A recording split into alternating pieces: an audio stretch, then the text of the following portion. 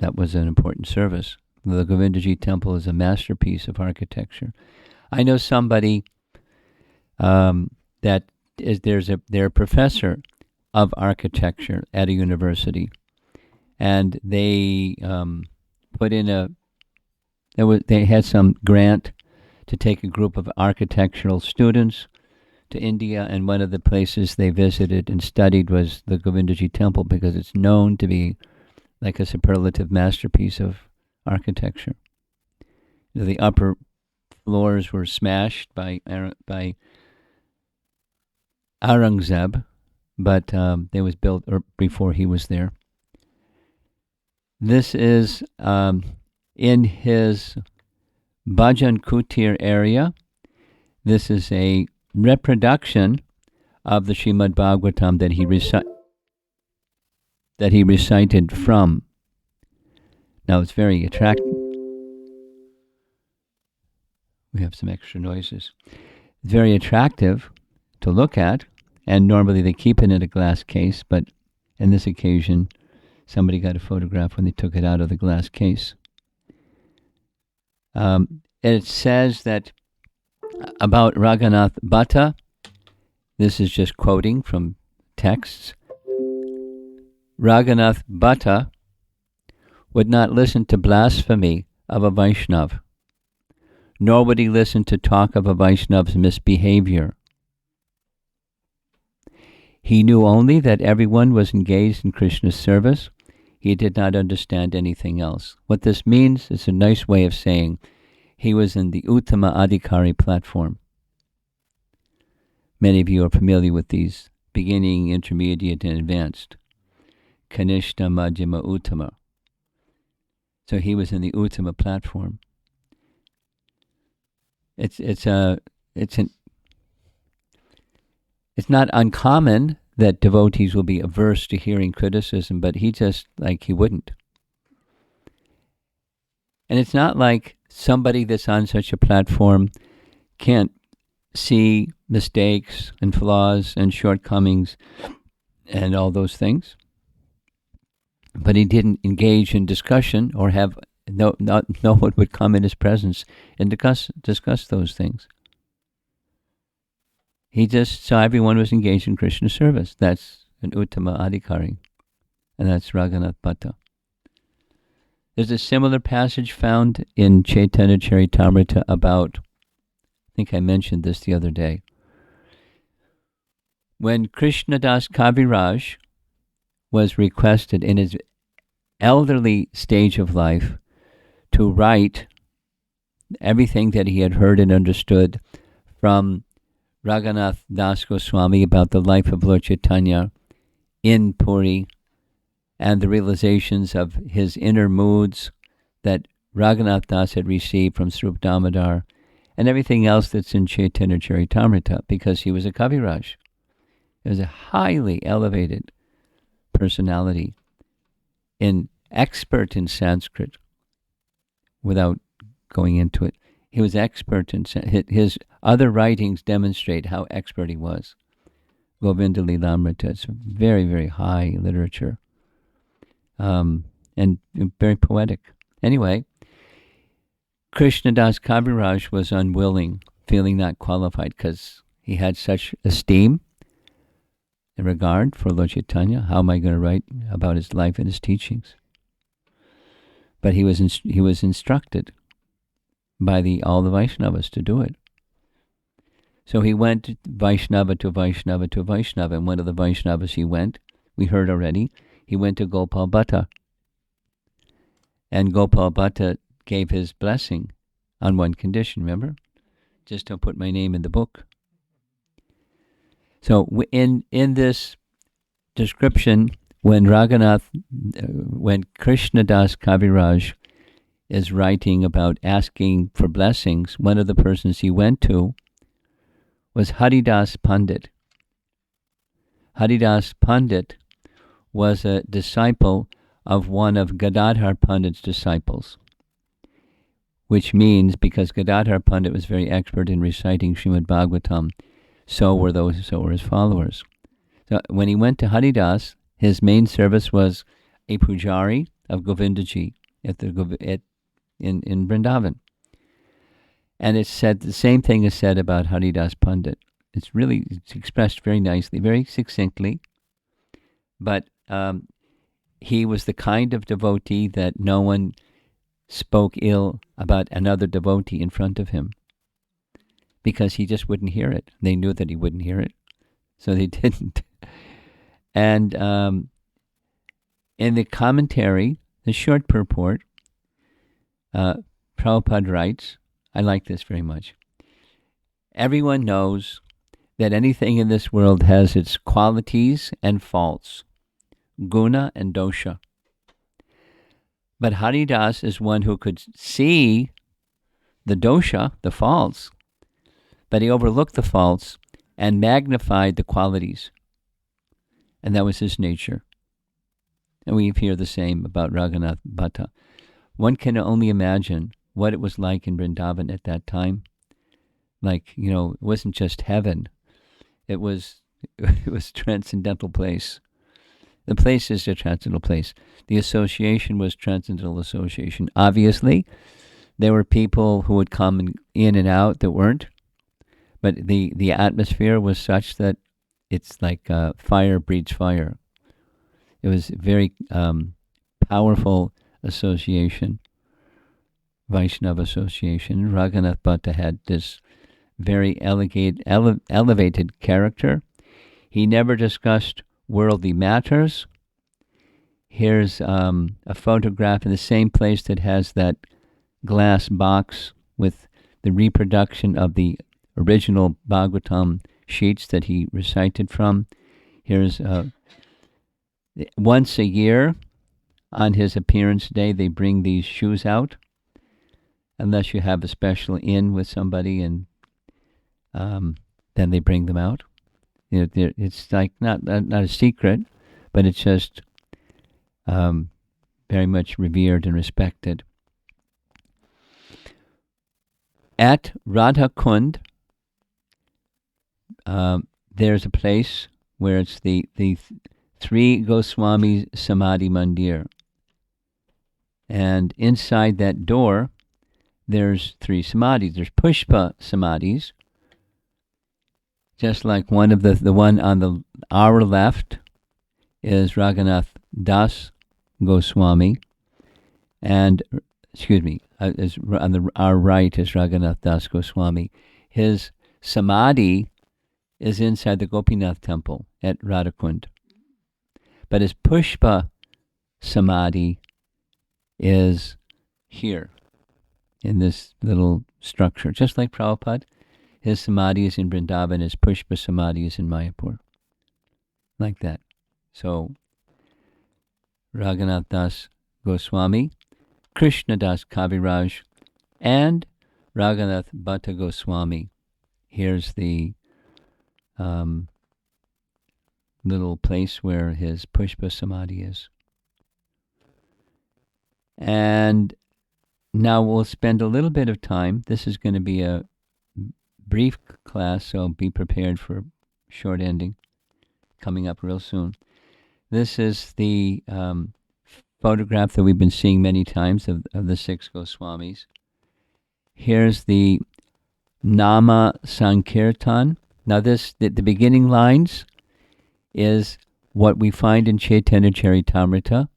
When Lord Chaitanya was leaving Puri, traveling on the roads, heading in direction of South India, this is what that was the song he would sing. Hari Haraya Nama Krishna Yadavaya Namaha Gopal Govindaram Shri Madhusudan. And with his arms raised in an ecstasy, singing names of Krishna. So following those two stanzas comes these stanzas about the six Goswamis. And we didn't read the translation. Here's the translation. All glories to Sri Rupa Goswami, Sanatana Goswami, Raghunath Bhatta Goswami, Sri Jiva Goswami, Gopal Bhatta Goswami, and Raghunath Das Goswami. Now that's not in the sequence they're written in the verse, but that's how they're written in the translation. I offer my obeisances to the feet of these 6 Goswamis. This is Narottam. Bowing to them destroys all obstacles to devotional service and fulfills all spiritual desires. So if you know any obstacles that you have in your spiritual life, you know what to do now. You hear about and remember and glorify and offer obeisances to these great personalities, and they're very merciful and they're very powerful, and they'll help you. They will help you. And when the obstacles are removed, then behind the obstacles there's some spiritual desires, and they will also not just help you, but they will fulfill all spiritual desires. They're representatives of Lord Chaitanya. That's what they do. I'm the servant of that person who is the servant of these 6 Goswamis. The dust of their lotus feet is my 5 kinds of foods. And Prabhupada would sometimes speak about the 5 kinds of foods. But the dust is all 5 in one. It's what sustains his life. In other words, this is my desire, that birth after birth I may live with those devotees who serve the lotus feet of these 6 Goswamis. Sadhu Sangha. Janame hoy e abhilas. When these 6 Goswamis lived in Vraja, they revealed the lost holy places and explained the eternal pastimes of Radha and Krishna. Radha Krishna Chalila Karila Prakash. This was the service that was given to them by Chaitanya Mahaprabhu, and that's what they did, and they continued to do. Now it's a detail, but it's a nice detail. There's another very elevated Vaishnav who was a contemporary of the 6 Goswamis, who resided. He was from a Brahmin from South India, and when he was very young, he came to stay in Vrindavan. He stayed primarily for an initial period of time where the other Goswamis stayed at Radhakund, and then later he found a very, very special place near the place of residence of Lalita Sakhi.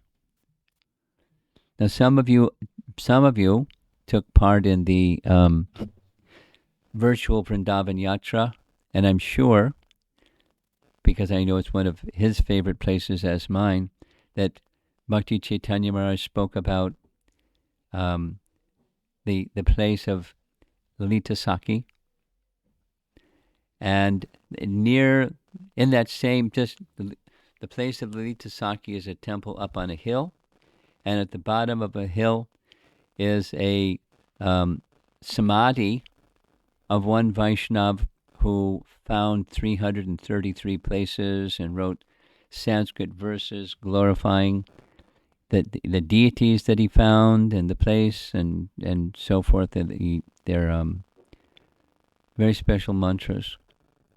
So the point I'm making is there were contemporaries during their time that were also empowered by the personality of Godhead to help in this mission, this revealing the places, lost places of Krishna's pastimes, and deities of Krishna. But this is a principal service that they did, particularly Rupa and Sanatan, and others were assisting them. So, because the larger picture is Jiva Goswami is the only one who was sent to Vrindavan by Nityananda to be in the association of Rupa and Sanatan. The other 5 were directly sent to Vrindavan. They were directly sent. And even before Chaitanya Mahaprabhu took sannyas, he sent Lokanath and Bhugarbha Goswami. Well, actually, he sent Lokanath, and Bhugarbha Goswami was his friend, so he went with him to Vrindavan. Lord Chaitanya wanted, and because he wanted, it happened. He wanted that Vrindavan would become a very special place in his line of disciplic succession, because it is a very special place in the Srimad Bhagavatam, and his teachings conform with the Srimad Bhagavatam. So it's a very special place. It was a very special place. And from that place, Krishna consciousness was like a bonfire. It was very, very powerful. And anyone who, those who came there seeking spiritual upliftment got it. And then generation, and one of the significant contributions of Jiva Goswami was ensuring the next generation and these literatures would be copied and preserved and distributed. And that's an important function for us too, for the followers of our founder Acharya. I'll just spend a little bit of time on this topic and then end.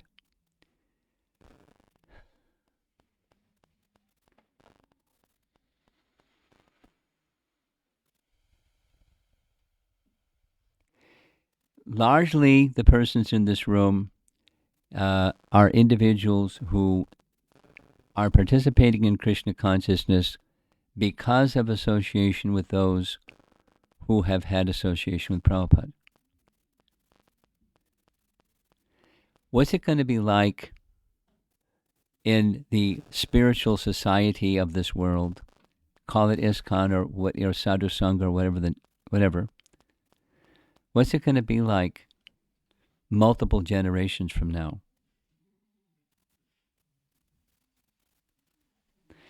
The present generation, you all in the room, is commonly called second generation devotees, disciples of Prabhupada's disciples. You have the advantage of having not only the people who associated with Prabhupada and their recordings, but you have the advantage of the books written by those who associated with Prabhupada and gave, wonderful insight into the nature of this outstanding, empowered Acharya. What's going to happen with those literatures and those recordings in several generations from now? Hari Sori isn't going to be, without, going down the list. What is there in place to preserve all of that? That the unique position of Srila Prabhupada as our founder Acharya is something that's felt, not just an historical figure. You follow? Because here we're spending time with the six Goswamis, and this previous verse, it's my desire, birth after birth, may live with those devotees who serve the lotus feet of the six Goswamis. Well, you have to hear about the six Goswamis from those who had association with the six Goswamis to really appreciate it. And now ISKCON and Prabhupada. So it's the thoughtfulness. We kind of we're like children that receive from mom and dad, and we just say thank you. There's some feelings of gratitude for what we've received. But what are we doing to help the future generations? Maybe our own children, our own, you get the idea. Thinking beyond our immediate little experience, which is important for us to think about, but beyond it, some efforts need to be made. And, part of the effort is what we're doing with this appreciation of the six Goswamis. And similar, preserving, who knows what literatures were written about Lord Chaitanya during his lifetime. Some of them we know. But you can just put it as a question, is it important? It's important. It's important So thoughtful persons need to be making thoughtful steps, just as Jiva Goswami made thoughtful steps to have, copies of the Goswami literatures copied. And he had a whole group of Brahmins that their business was just copying, hand copies, so they could be available so people could know what they had written.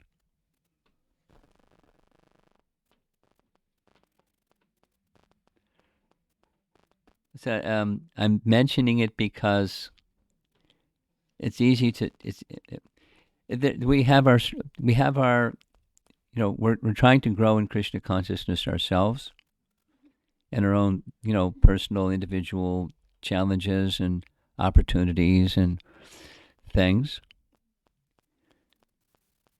And something that adds a little, not trepidation, but it adds weight to what our lives are made up of, is to be part of what's going to preserve going into the future. Now it starts within our own hearts, and it starts within our families, and then our children, then our children's children, and all those things. And then there's the bigger picture, like with the 6 Goswamis. They had that vision.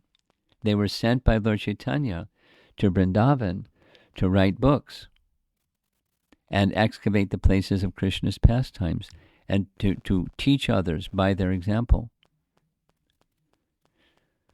So, and we have a similar opportunity, challenge or opportunity within our own personal lives, within our own families, within the world that's going to go out over the next several hundred years.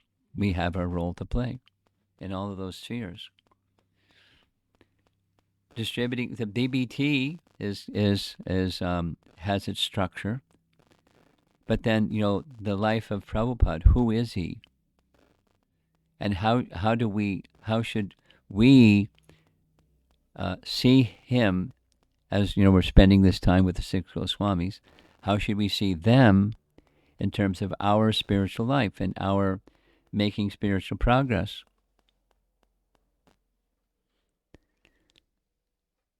There's the struggles, without going through it one more time. There's struggles with quality chanting or numerical chanting, or there's struggles in relationships. There's struggles with expectations of achieving something and expectations of others who should be, better devotees than they are. And we're a little disappointed because they're not better devotees than they are. In fact, they have shortcomings. And not only that, sometimes those shortcomings bump into our existence, and it's uncomfortable. And so we do all that stuff. But there's a much bigger picture that will help us deal with that stuff.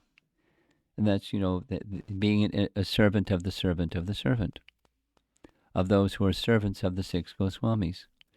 So I'm speaking like this in part because I had a conversation today with someone who was thinking like this. And, what are we going to do? And you can just I'm a little person, I just go along with whatever's going along. And that's, one option. But at least become very knowledgeable in Prabhupada's books, and in a more thoughtful manner than a not so thoughtful manner. In a more thoughtful manner, what's the meaning of Prabhupada in your lives? You as an individual, and then in association with others, and what does that mean to you? And not to be partisan, but be very clear and devoted to the person who is the reason why we're all here. He's the reason why we're all here. We wouldn't be here if it weren't for his presence.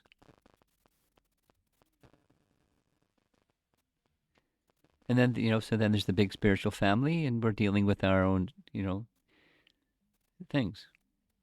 And part of it, but then the bigger picture is our founder Acharya in his special position.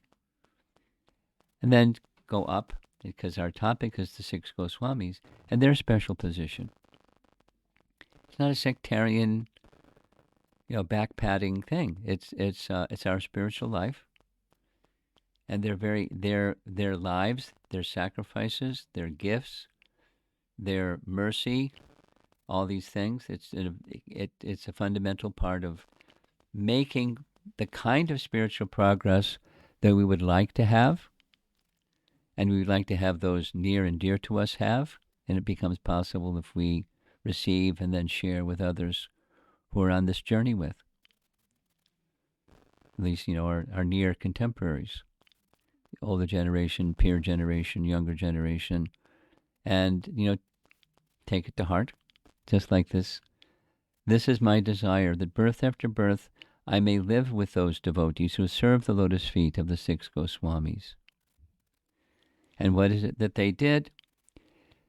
When these six Goswamis lived in Braja, they revealed the lost holy places and explained the eternal pastimes of Radha and Krishna. No, it's very simple. Then you can expand and expand all those things, which we spent some time discussing the lives of these six Goswamis. And Raghunath Bhatta was very simple.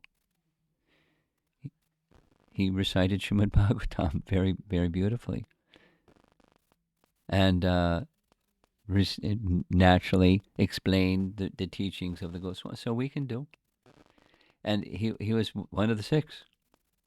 Very important. And he had so much direct association with Lord Chaitanya. And that's what he did. So they're different each one of us are different personalities. They are different personalities. And they contributed to the mission of Lord Chaitanya the way they contributed to the mission of Lord Chaitanya, to match their personalities. But, together, it was a very wonderful time and a wonderful gift to the world. So the message is, with gratitude, receive, become clear what it is that the gift is that they're giving. With gratitude, receive it, and let that touch our hearts, and then give the same to others. As is appropriate with different people and different times and different audiences and circumstances.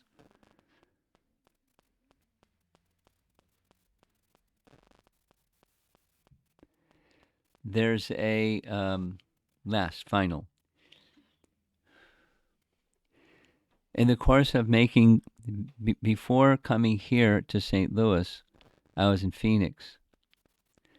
And it was pretty cold in Phoenix. It was warmer here when I got here. Now it's cold, but it was warmer here than it was in Phoenix. Anyway, we had the same topic, six Goswamis. I was there for 7 days, and we had six Goswamis topic. So in the course of that time spent in Phoenix, one of the devotees in Phoenix sent me a recording. It's a YouTube recording of Radhika Raman speaking about the Sad Goswami Astaka. And it's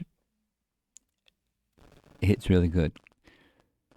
So remind me if I forget, and I'll send you the link to that YouTube recording. You already circulated. Okay, good. Okay, thank you. Circulated. If you haven't listened or seen, please do. And because I liked it so much, I watched it or listened 3 times. He just because he's a scholar, but a devotee scholar, he's chewing and tasting the details of this Prabhupada's recording so nicely. And there's a lot there. And the way the Prabhupada recorded, I didn't, without knowing the Sanskrit that he knows, I could just feel Prabhupada was emotionally so packed with this song. He was flying in the sky, and he was really moved. And just the voice was very moving. What to speak of unpacking in detail some of the details that are in that Sad Goswami Astaka, at least the four verses that Prabhupada sang. And I hadn't even noticed it until he pointed it out, that there's another verse from the 11th canto that's right in the middle of Sad Goswami Astaka. It's not Sad Goswami Astaka, but from Sad Goswami Astaka, where it speaks that the 6 Goswamis were in the mood of Chaitanya Mahaprabhu, then he goes to Srimad Bhagavatam, where it speaks of the mood of Chaitanya Mahaprabhu in the Srimad Bhagavatam. So again, listen and enrich your lives so that you can come closer to this, where you feel yourself at the feet and in the service of these 6 Goswamis, because their service was a service assigned by Lord Chaitanya. We're not going to get a service assigned by Lord Chaitanya, most likely. Maybe somebody here, but most likely not. And we can be of service to the 6 Goswamis, but you'll pick up on the mood and the gifts that they were instructed to give to the world, and you're in good shape, spiritually. And if you don't, you can go on and be a nice devotee. But to get the deeper gift that Lord Chaitanya wanted to give, he gave it through them. Hint, become a little more immersed in the mood and the message of these 6 Goswamis, their writings. It's there in essence form in Prabhupada's books. Read Prabhupada's books carefully, and you'll be inspired to go further in reading directly the writings of Jiva Goswami and Rupa Goswami, and we've been making references, we've been going along, verses from Padyavali and so forth. It's just, maturing and growing in your Krishna Bhakti life. So as you're doing your duties and your whatever the stage of life is for you, having young children over there, and whatever the stages are, there's a way to internally grow Krishna consciousness, and it's all been provided.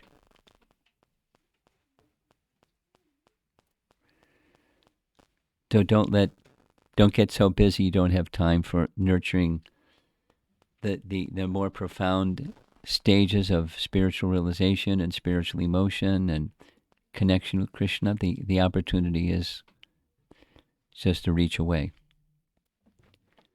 Okay, so let's see if there's some discussion. Yes, I see a hand up. Do we have a microphone?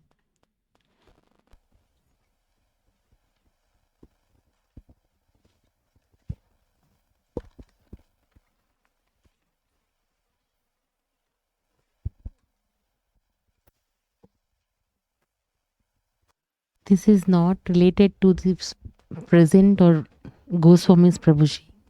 It's not related. Pardon me? You're saying it's not related? Yeah. That's not a good place to start. Because then it'll lead to other unrelated. But go ahead. You got the microphone.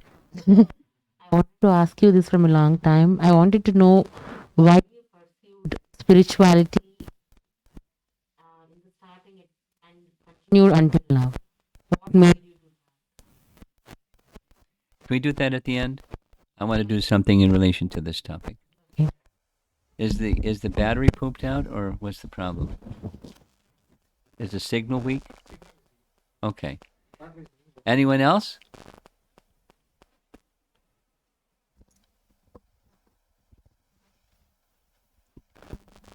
Hare Krishna, Guru Maharaj. After listening to all the 6 Goswamis classes, and then the final message is I feel like it's very profound and brought all the essence in one place. Thank you so much, Guru Maharaj. My question is, I kind of noticed that all the Goswamis had only few disciples that mentioned in the class, like 3 and 1. Did they have more disciples that help them propagate Mahaprabhu's mission, or they just had a limited disciples, Guru Maharaj? Nice question. I don't have the answer. They obviously had prominent, but it would seem likely they had others that aren't mentioned, that because they're who they are, they're luminaries and they attract people who want sangha. There's nothing I've read or come across that has the answer to that question. Thank you, Guru Maharaj. I have a question from yesterday's class, but I will ask at the end. Okay. Thank you, Guru Maharaj.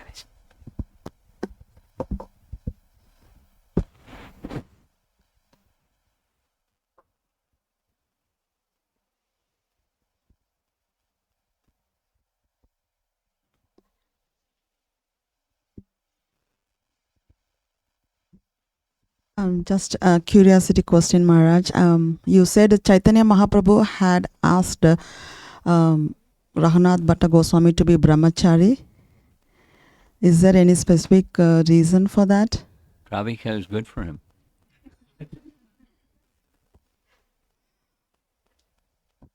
Like I remember Rupa Goswami and Sanatan Goswami had, I don't know how everybody got married, but this one just I was wondering. You're asking the same question again. It's the same answer. Thank you. He was already, and it was confirming what was already there. Then it gave him a clear path to follow. He was 28, not married, so remained brahmachari. Thank you, Maharaj. Guru Maharaj, I have something. Okay. Raghunath Bhatta Goswami, it's said that he used to recite Srimad Bhagavatam in 4 different melodies. I think, are there some authorized melodies, like ragas? Yes. Somebody that knows this is a poetic person. I kind of like. Have you heard the name Hari Parshad? Yes, Maharaj. He's one. Now he's remote and busy and well sought after, but he probably could give you point you in the direction if you're interested to learn. What are because when he gives his classes, he says there's this name and that name and the other name and the other name of, and then he sings them. So there must be places to learn that. I don't know what they are. His nature is he's very poetic. And, he's very learned as well. So that's a place you can go to. Thank you, Guru Maharaj.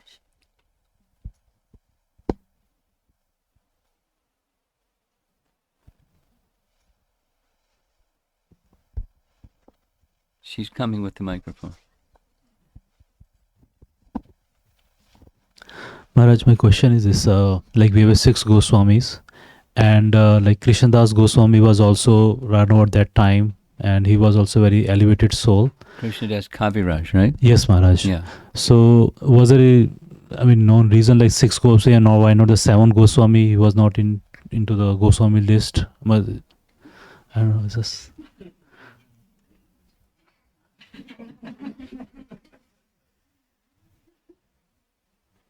I wasn't around at the time. I don't know why. Maybe they thought 6 was a good number. I don't know.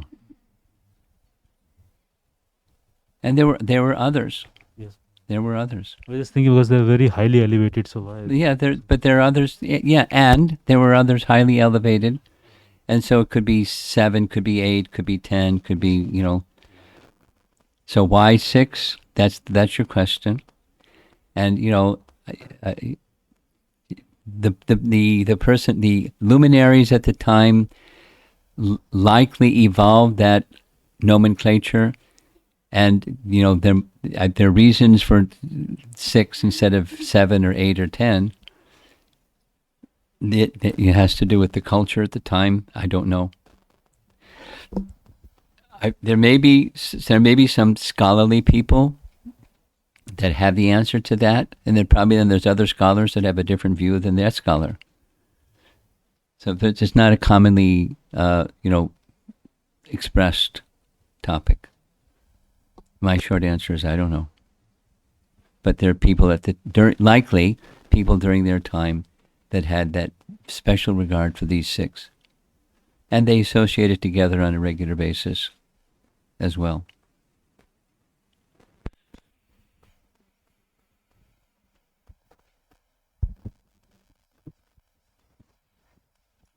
Okay, there we go. Hare Krishna Maharaj. So yesterday in the class Nectar of Devotion, so 5 points we were talking about the chanting, praying, and different points. But there is nothing mentioned about service in the temple. Is it About not which? service to the temple? Well, the mention was deity worship, archana. There's 5, and so deity worship means temple. Yeah, that's I understood. Service in the sense, what I mean to say, suppose cleaning parts or But cooking, all those things are not covered in that. No. Yes, it's a subset of. Okay. When one cleans the temple, it's Krishna's temple. It's the temple of the deity. When one washes the pots, it's, from our ISKCON perspective, it's the extension of Radharani's kitchen. The Radharani's kitchen is the extension of the altar. Prabhupada taught like that. So the cleaning the pots is in cleaning the temple. Mandira marjanado. It's part of the just taking one word, archana, or archa vigraha, worshipping the deity form of the Lord. It's a subset. Okay. Thank you, Maharaj. Okay. Up front.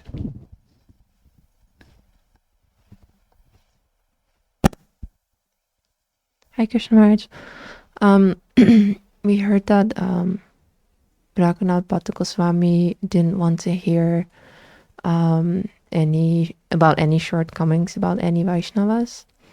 And sometimes when we interact with devotees, especially devotees that we're close with, we hear or we share about Shortcomings.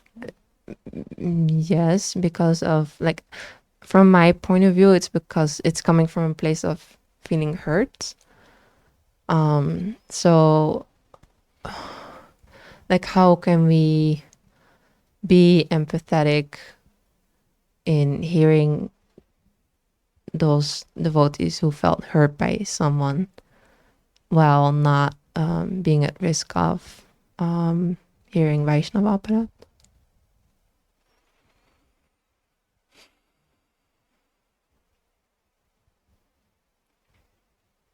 It's a slippery slope. And there's a few things to say. One of them is there's a seminar that is currently being taught here and there on empathic communication. You've heard of that one? And it's without going into details, there's tools of how to address the question that you're asking within that seminar. Another principle is your own heart. If your own heart is in a mood of A and B, of service to the person who's feeling hurt, and of service to Vaishnavas in general,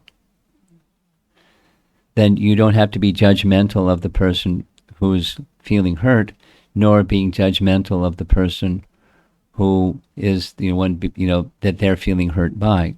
Like here's a little example. We discussed it in Sanatana Goswami. He heard from a Brahmin, Sanatana Goswami heard from a Brahmin that your brother, Rupa, was laughing at me. And I felt really hurt. And I'm expressing to you, I felt really hurt. So Sanatana Goswami didn't judge. He didn't dismiss the fellow, the Brahmin. I'll look into it. And once he understood, the circumstance, then it was made nice. Now, it doesn't always have a happy ending like that. But, that's your question was how to not be sucked into Vaishnava Aparad when you're hearing someone express they're feeling hurt. That was your question. So a lot has to do with your heart, your regard for, because what's at stake is bhakti or bhakti devi, and bhakti is being carried in the heart of this one and that one, and there's some misunderstanding between this one and that one for whatever the reason. And, rather than being the judge of the reason, get out your pan scale and saying, guilty or innocent or something. Someone feeling hurt. And someone was the one, at least from the perception of being the instrument of that hurt. So now, your business is not being a judge. Your business is being a Vaishnav. And you want to show care, but you may also do what depends. You may also say, look, I'm not a very advanced devotee, and I'm not. It's not suited for me to hear this kind of thing. You better find a better, a more advanced devotee than me to just because I'm, I get it. I mean, I hear you're hurt, but I'm not in any. So anyway, there's different things you can do. But if you're protective of your own devotion and you're in the mood of service, then you start to have options. And what's appropriate for a circumstance may be different from another circumstance and different what you select from the menu of options. But you don't depart from the orientation of heart messages. I want to be in service to Guru and Krishna. And I want Prabhupada, I want to be an exemplary Vaishnav so that our founder, I'll be a suited instrument for his mission. And that's the starting point you don't move from. And then comes intelligence and, some direction with that intelligence, where to move this way, that way, but you don't move from that position.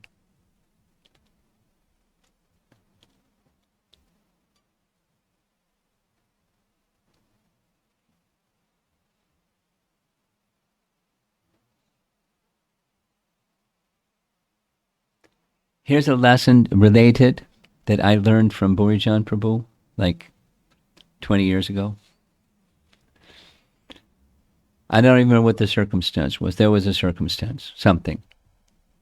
And it came to my attention, something. We were in Vrindavan together teaching the VAHE. And we would have lunch together every day. So one day I shared with him, I heard something. And Burijan, did the Burijan. He taught me some lessons. He said, my mood, in general, and at that time I recall, was I want to be of service. And he just stepped back and said, some things we just have to leave up to Krishna. It's a relationship between this devotee and Krishna, and we have to let Krishna do what Krishna does in his relationship with other devotees. Now, some people are not going to be satisfied with that. You got to do something. And sometimes you need to do something, and sometimes you need to, let Krishna have his relationship and access to the heart of somebody. So there's. My point is this: there's a variety of options of what you can choose if you're in this position of just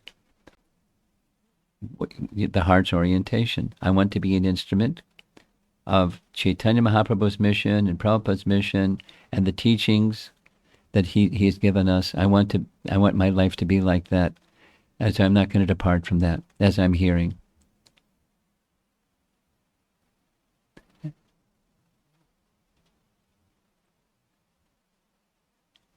And that answer I just gave you is certainly connected to that kind of little exposition I went through about what about, 10 generations from now? What's important? How can we be part of helping future generations have a profound understanding and appreciation of Prabhupada, like we could or should or do, because we, those of you in the room, haven't had Prabhupada's direct association.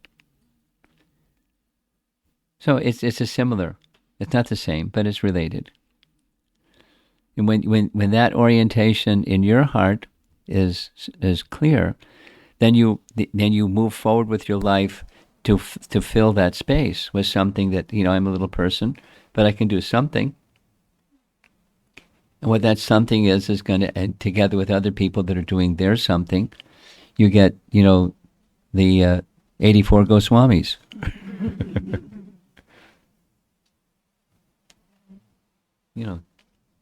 Just play your little part. That's what you can do. That you have something else. That was related to this morning's class, if that's okay. Sure. There were the Dainya songs by Srila Bhaktivinoda Thakur. Bhakti Siddhanta. The Dainya prayers song. Oh, this morning? Well, this morning was Bhakti Siddhanta's disappearance. Yeah, but that the Dainya prayers came up. Okay, they were mentioned. Okay. Yeah. So something I've been wondering for a long time is, for those acharyas to sing like that, it's humility because it's not true. But for people like me, it's actually true. And so what does humility look like for people who are actually like that? Well, you take shelter of those who understand what it's to be like that, although they're not like that, and you take shelter of those people. It's the in short, the acceptance and progress. When you accept, I'm down here, and there is this standard that's way up there, and there's people that are teaching me. They understand where I am, but they're up there. So now, what do? You grab a hold of the lotus feet of those who are in that higher position, and follow them. Become servants of them, and hear from them, and become like them. That's, to your capacity. Recognizing it's going to be a journey, and that's okay. And in the Dainya prayers, that's a set of songs. There's 8 songs, but there's another section that follows those 8. The next, at least in his construction of Sharanagati, Bhakti Vinod, it follows the, making a step in the direction of Krishna. It's the Atma Nivedana set of prayers. And then he's my protector, he's my maintainer, he's my dearmost friend. So there's a mood of transition. You go through the rest of the prayers.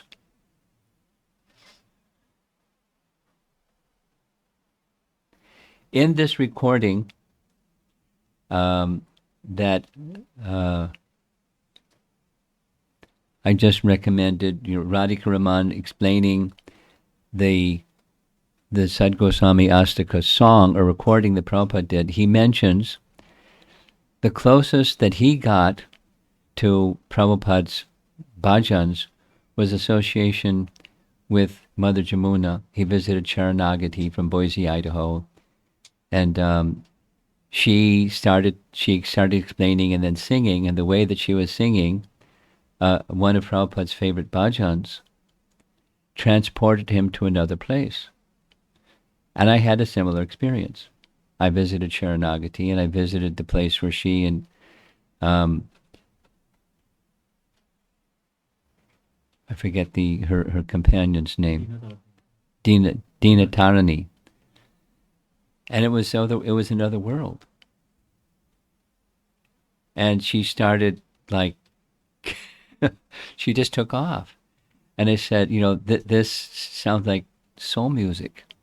And she got right into it. She started wailing like a soul singer. She was a totally spontaneous devotee with great love for Prabhupada and great love for how Prabhupada. And so she told the story. I asked Prabhupada. Anyway, it's a long story. Prabhupada asked her, "What's your favorite bhajan?" She asked Prabhupada, "What's your favorite bhajan?" And he wanted her to sing her favorite bhajan, and she wanted Prabhupada to sing Prabhupada's favorite bhajan. And that was part of their relationship. And she just imbibed the mood. And so, we don't have that. We don't have, Jamuna's not around and Prabhupada's not around. So you get the recordings and you associate with those. You read the biography about Jamuna's life, and soak in those wonderful stories about her, and you get something, and that's how we progress, by sadhu sangha. And that's one of the means of this mood of a Vaishnava. A Gaudiya Vaishnava is one who calls for the mercy of elevated souls, and they'll give their mercy. That's what we do when you're in that position. That's not just about somebody; it's about yourself. You go and follow those people, those great souls, and they're ready to give their mercy, even across time and space.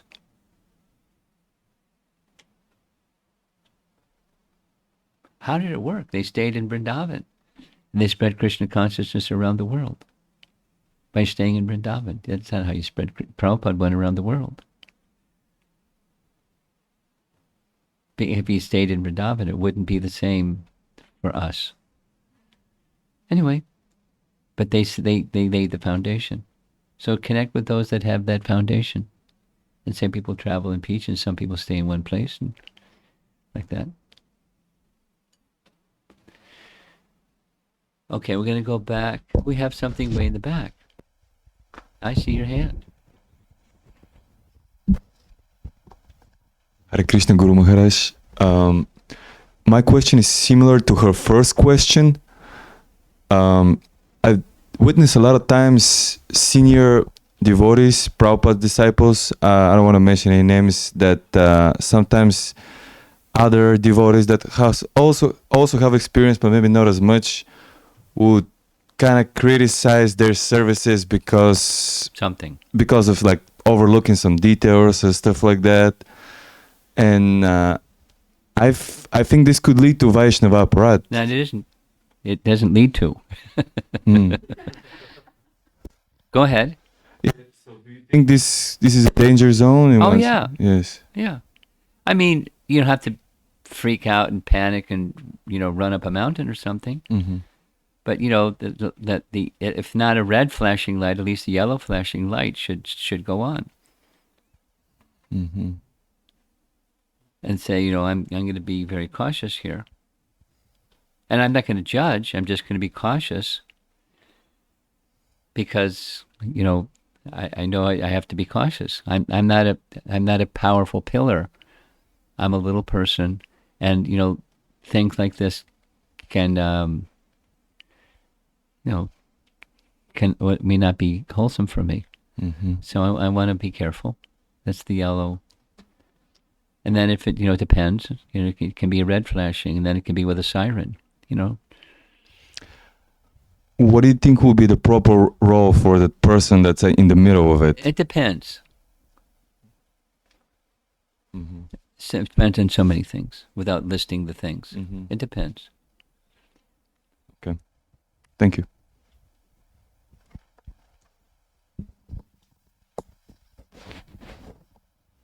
Okay, we'll go back to your question, and then someone else had a question. Yeah, okay. Your question. What say your question again slowly and clearly. What made you initially got attached to Prabhupada? Me personally? Yeah. And until now, you're doing that, so what made you go? What keeps me going? Yeah. Well, let me answer your question with a little story.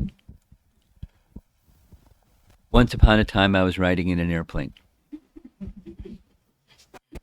That's a joke. And it was from Chicago to New York. And 3/4 of the plane, where I found out after I got seated, was a group of people, Jehovah's Witnesses, going to visit their headquarters in Brooklyn. And I could tell the way that they were looking at me that they weren't approving that I was a Hare Krishna guy in their plane, because there was 3/4 of the plane was full with those people. They started talking to each other, and then one of them got up and asked, "Can I sit next to you?" And I knew what that meant. They were going to save me. You know what I mean? You get the vibe. Have you had that experience before? No? Oh. I'm surprised. Okay. They were going to save me. And so he was polite. He was like the leader. So he was polite. And he said, do you mind if I ask you, some personal, is this, were you born in this practice? I said, no. He didn't say, what were you before? He just said, would you mind sharing what inspired you to take up this path, live this life? I said, sure. I said 3 things were the reason. And I saved the best for last. I said there was a stage in my life in college where I was asking a lot of questions, and I went back to the tradition that I came from for answers, and I didn't find answers, and I was searching everywhere and everywhere and everywhere. And then when I came across Bhagavad Gita, I found that, and I read 7 translations of Bhagavad Gita before I read the one I'm following now, but I found more answers to questions in reading Bhagavad Gita, and even questions I didn't know how to formulate, and they were formulated and answered from reading Bhagavad Gita. And he went, And I said, and second, I showed him my beads. I said, there's a process for purification by calling on the holy name of the Lord that I found just is very uplifting and lifts my heart and made my heart pure in the way that things that I was doing before didn't do. He went, And then the third thing is I found a perfect person. I found a teacher that, in all sense of the terms, is a perfect person. And that's what enabled me to do what I'm doing today. And he went, He said, well, thank you very much. It's been nice talking with you. He got up and went back and sat down. How did it go? He's a hopeless case, this guy.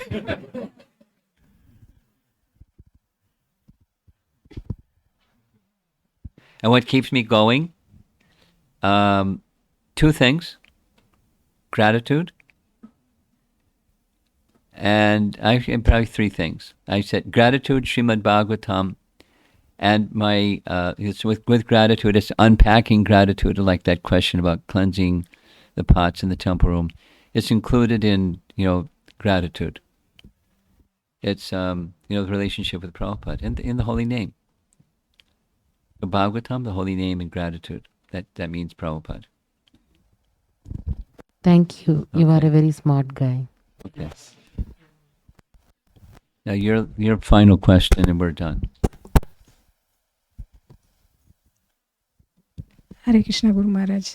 Last night class, the mutually supportive roles of Sri Nama and Bhagavatam. Yeah. The last slide was Sri Nama purifies one so we can enter in the deeper understanding of Bhagavatam. At the same time, reading Bhagavatam will help one conviction in Sri Nama. Okay. But my experience is when the reading is regular, an association of devotees strong, the chanting is good. And the other way around, when it slackens, both suffer. Also, I noticed some will have more attraction for reading, but then they struggle with chanting. For some, the other way around. They cannot read, but they can chant. So I was just going to ask for some clarification how we can help, like if it's a supportive roles for each other, how consistently we can help Maharaj to understand this one. Your question, I think I know what your question is, but your question, the way you expressed it, isn't so clear. A simple answer to your question is, take strength from those things that give strength and invest that strength in areas where it's not so strong. Some people like to read. And knowing that chanting is important, then borrow some strength from over here and put some of that over there. And some people like to chant and not so much like to read. Chant. And take strength from there, put it over here. And little by little, purification, and because it's different forms of Krishna.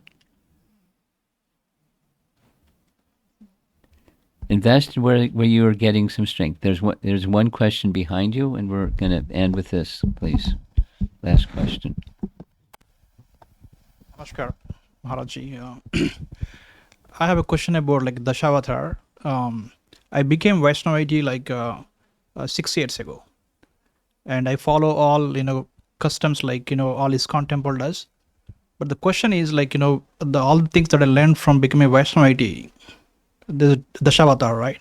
For me, like the one who taught me is Vishnu is the is the source of all the Dashavatars.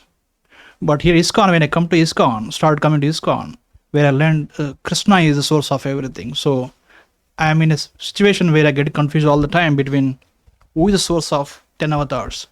When I learned from my guru, he said Krishna is one of the avatar. That's right. So could you clarify that for me, please?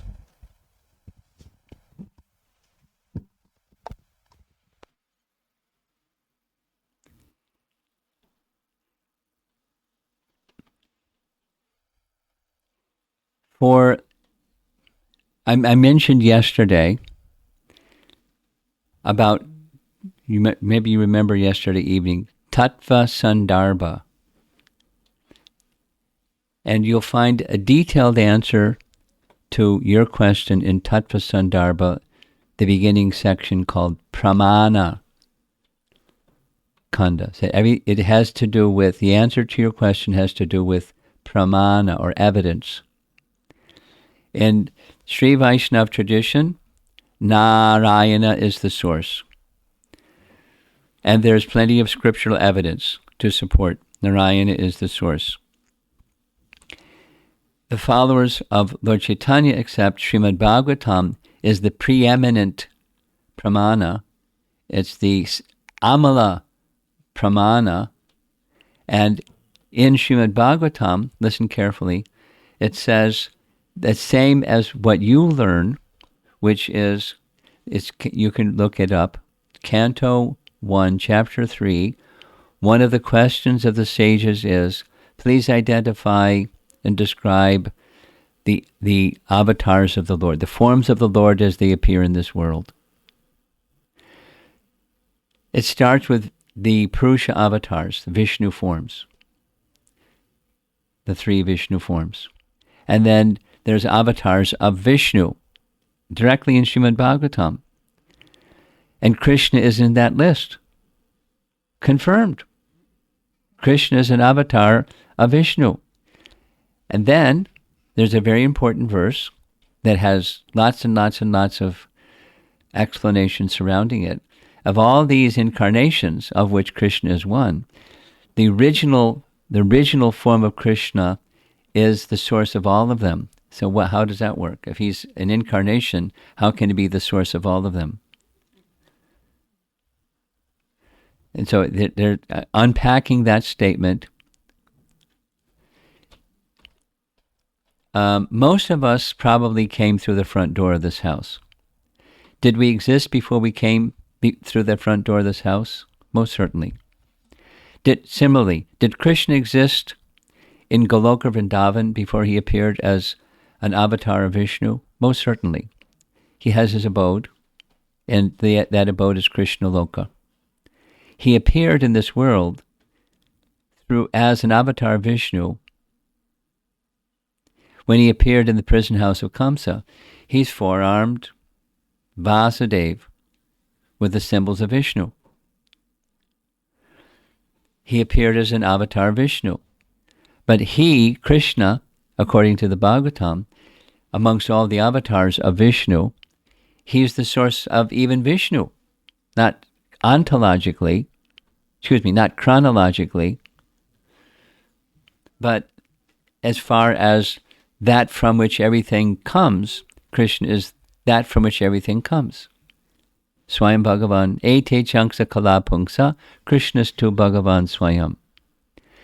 Now there's lots and lots of commentary to explain the Sanskrit of that verse, indicating in short, without all the analysis of the Sanskrit of that verse, Krishna's the source of Vishnu, and Krishna appears as an avatar of Vishnu. But he's the source. And so there's scriptural pramana. Now, it doesn't deny that Krishna is an avatar of Vishnu. It's right within the Bhagavatam. It doesn't deny the statements that Sri Vaishnavas accept that Narayana is the source and Krishna is an avatar of Narayana. It doesn't deny that. But then, Narayana in Vaikuntha, so there's a different picture from different traditions or lineages, sampradayas, that accept this scriptural authority and these presenters of their scriptural authority, the disciplic line, Ramanujacharya and before him the Alvars. Now the Alvars, as you know, some of the Alvars were completely in the mood of Krishna in Vrindavan, without detailing, completely in the mood of Krishna in Vrindavan, or, etc. But that's fine because Krishna is an avatar of Vishnu. So it's fine because Narayan is the source and Krishna is an avatar of Narayan, or an expansion of Narayan. From your kids? My son used to come to, Sunday school. Sunday school. Yeah. And, before I come to ISKCON, and he knows more about Vishnu, not Krishna. Right. But he was in a confused state as when we introduced him. Okay, you're asking on behalf of your son, but you may be asking on behalf of yourself also. Oh, exactly. Okay, so, but I'm giving an explanation. It's from the pramana of Srimad Bhagavatam that says Krishna is the avatari of all avatars.